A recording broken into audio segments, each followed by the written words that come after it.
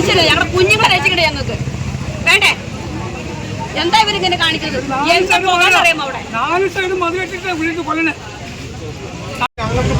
ഞങ്ങളുടെ വീടുകളിൽ കിടക്കാൻ പറ്റില്ല. സാറിന് ബോധ്യമായിട്ടാണല്ലോ സാറ് നിലവിലുള്ള സാഹചര്യം സാറ് നമ്മൾ പറയാൻ സംസാരിച്ചു. നിലവിലുള്ള സാഹചര്യം നമ്മുടെ സാറിന് എന്ത് ചെയ്യാൻ ഞങ്ങൾക്ക് ഞാൻ പറഞ്ഞ നിങ്ങൾക്ക് എന്താണ് ഇപ്പൊ പറയാൻ പറ്റുമോ? ഞങ്ങളുടെ അവരുടെ ഇത് വന്നിട്ടുണ്ടല്ലോ, അവരുടെ ഫയർഫോഴ്സിന്റെ വണ്ടി വന്നിട്ട് അങ്ങോട്ട് കയറാൻ പറ്റണല്ലോ. അവരെല്ലാം തിരിച്ചു പോകുന്നു. അതറിയാമോ?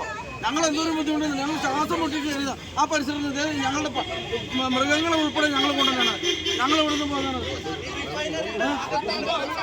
ഒരു ആംബുലൻസ് വിട്ടാൻ പറഞ്ഞു ഇപ്പോഴും ആളുകളെ കൊണ്ടുപോയിക്കൊണ്ടിരിക്കുക.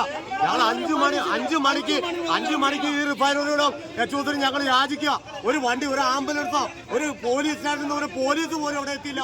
ഞങ്ങളുടെ ജനങ്ങൾ മുഴുവനും അവിടെ പിടഞ്ഞു വീണുകൊണ്ടിരിക്കുക. ഇപ്പൊ ദേവി ഹോസ്പിറ്റലിലേക്ക് കൊണ്ടായിട്ടുണ്ട്. ആളുകളെ മുഴുവനും ദേവി ഹോസ്പിറ്റലിലേക്ക് കൊണ്ടായിരിക്കുക. പരസ്പരം കാണാൻ പറ്റാത്ത രീതിയിൽ പുകപടലങ്ങളാണ്. അവിടെ ജീവിക്കാൻ നിർത്തിയില്ലാത്ത അവസാനം 2 മാസം മുമ്പോടല്ലേ പൊല്യൂഷൻ കൺട്രോളിന്റെ റിപ്പോർട്ട് വന്നത്. ഈ ജനങ്ങൾക്ക് അവിടെ ജീവിക്കാൻ പറ്റില്ല.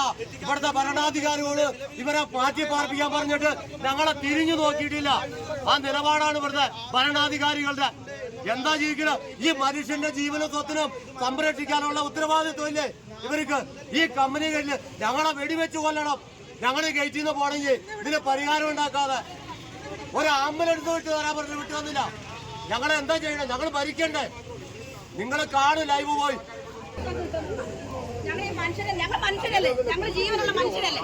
ഇവരെന്തോ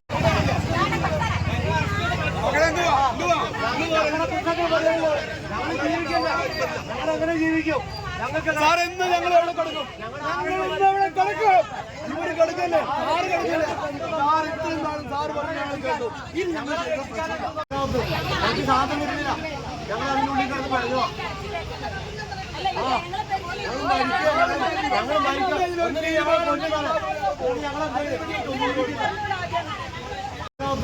എനിക്ക് സാധനം വരുന്നില്ല. ഞങ്ങൾ അതിനുള്ളിൽ കിടന്ന് പറഞ്ഞോ.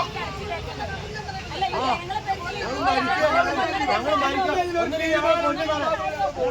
ഞങ്ങൾ